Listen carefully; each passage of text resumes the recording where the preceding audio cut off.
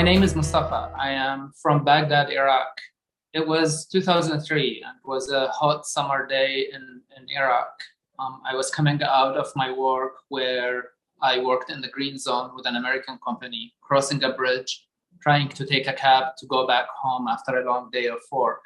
I come the next day to work, and one of my coworkers come to tell me the day before, as I was crossing the bridge, him and his militia friends were driving over the bridge.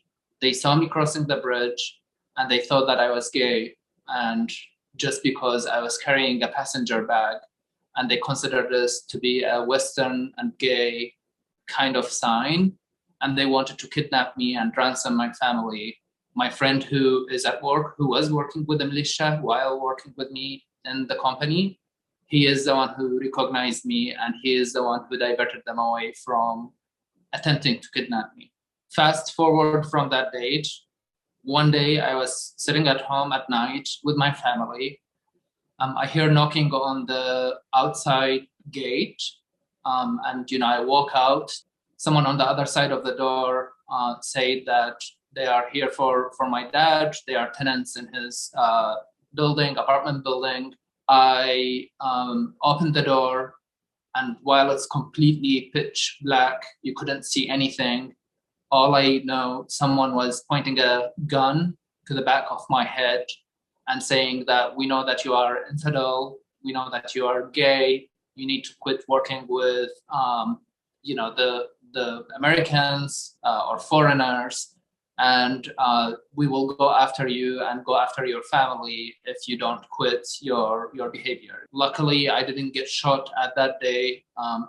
Ran back home, completely shivering and scared.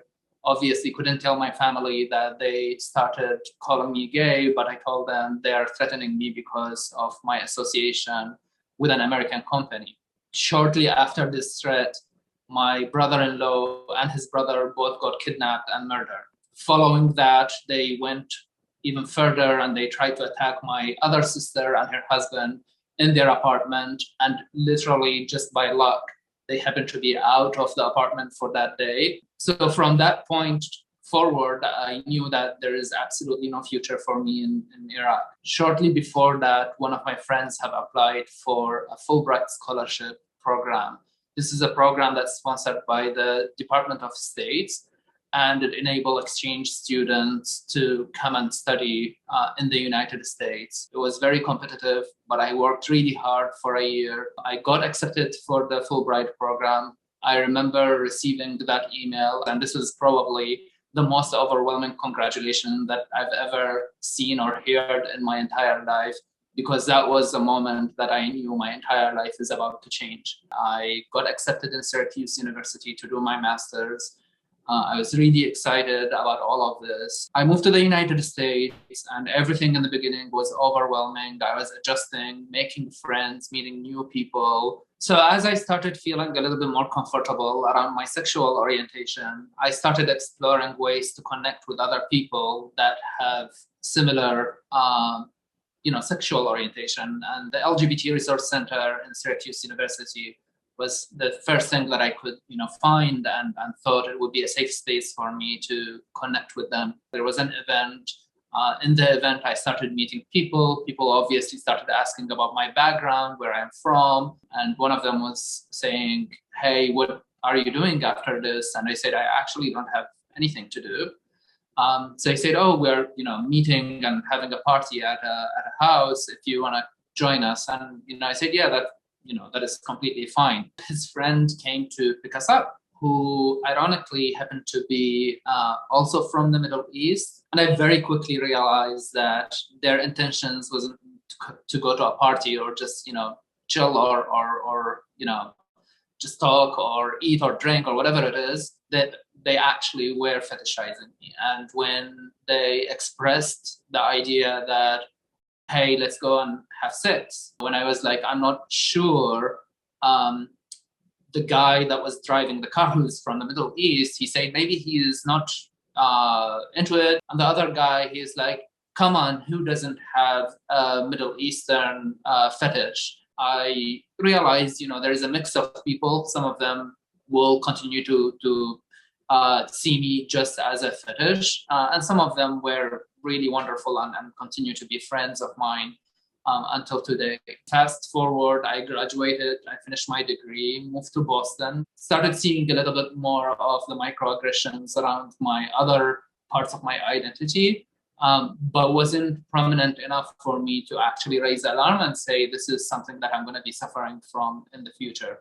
However, all of that started changing very quickly after moving to New York. I remember very clearly a very senior professional at a company. Literally, he said, so you are gay, you are Muslim, you are Iraqi, you are from the Middle East, you are an immigrant.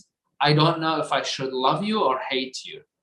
And he said it relatively jokingly, but the message was loud and clear. The tone is being set for how people like me will be perceived from the top. Even though the United States at the time was the right decision, and I don't regret it, it opened a lot of doors for me, but I feel that the society here puts a cap on you as well. So I am realizing very quickly whether the United States will continue to be opening those doors for me, or if I have maxed out on, my opportunities here and my future here. And I know many people might look at my story and think, you basically came out of, harm way. In the bigger picture, the United States is really a blessing for you. Why complaining? I think my answer to people that might be thinking this way, in each context and in each environment, each problem is big for the context of that situation and for that scenario. Just because I am not being threatened and there isn't a gun being pulled and put it in my head or in my family's head, it doesn't minimize the issues that I have now. But I can guarantee you many people will have the exact same challenges. This is not just my story. This is really the story of thousands and thousands that live today in the United States. It's just that they go completely unnoticed every day because there are other issues or people are not recognizing that when you combine those components of your identity, it creates a completely new challenge for you that doesn't necessarily fit in any bucket that people recognize and associate with.